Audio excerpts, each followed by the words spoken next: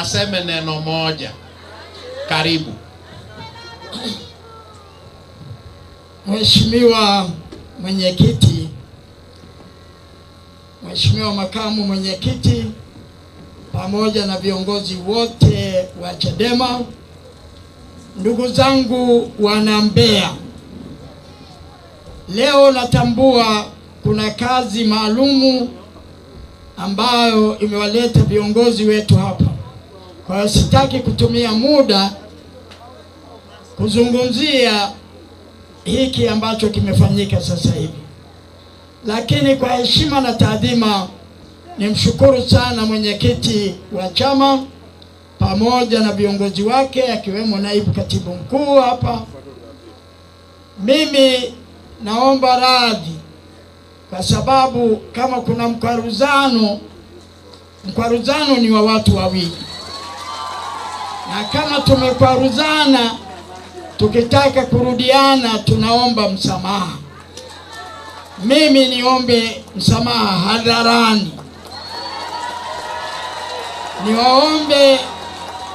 Niwaombe ndugu zangu wa makao makuu ambao tulikuwa karibu, labda nimewakwaza mahali, lakini niwaombe wanachadema wote popote pale duniani, wakiwemo wanachadema wa Mbeya. Historia ya mparuzano ni historia, na historia huwa inaandikwa. Sitaki kuzungumzia leo kwa sababu ninajua kuna kazi maalum leo imetuleta hapa.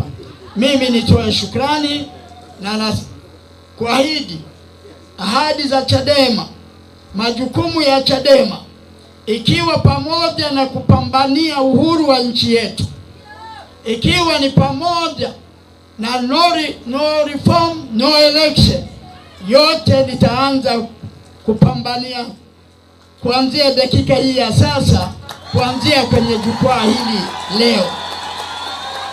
Na labda hilo ndilo limenishawishi zaidi kurejea hapa. Nina hasira kwa sababu sasa ninajua CCM haitaki kuleta mabadiliko, hata kinyume na wosia wa baba wa taifa. Babangu nadhani Lissu anakumbuka kwa neno moja, nimalizie hapa.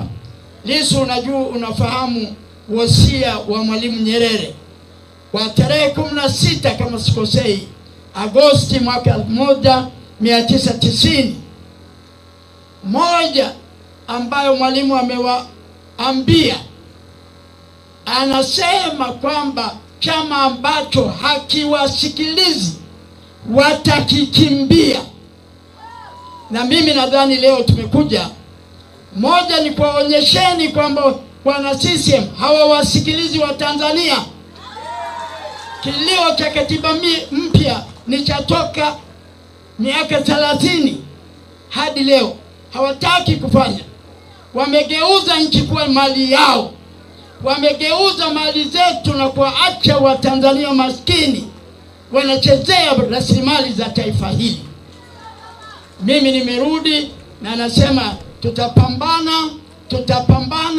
tutapambana. Mwalimu alisema kama huwasikilizi watarudi, watatwaa nchi yao.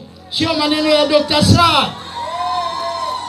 Mwalimu anawaambia kwenye mkutano mkuu, kama wanaambiwa hawasikilizi wananchi, watatwaa nchi yao. Na ametoa mfano Mheshimiwa Lissu, kama utakumbuka au kama ukumbuki, alitoa mfano wa mapinduzi ya serikali ya mapinduzi ya Zanzibar ambao walifanya uchaguzi mwezi Desemba mwaka 1963, lakini alafu hawakusikilizwa, wakaenda kuitwaa kwa mapinduzi. Na leo CCM hiyo inaheshimu mapinduzi. Sasa wasije wakaniambia kwamba ninachongea. Ipo kwenye hotuba ya baba wa taifa, wasome vitabu vyao. Asante sana Amani, asante sana mwenyekiti na timu yako, asante sana wana Mbeya, tuko kazini. Mungu awabariki. Haya watu wa Mbeya, nisikie kelele zenu basi. Sasa niwape habari njema, niwape Dr. Slaa, hii operation tunayoanza leo itakwenda kwa siku 47 non stop.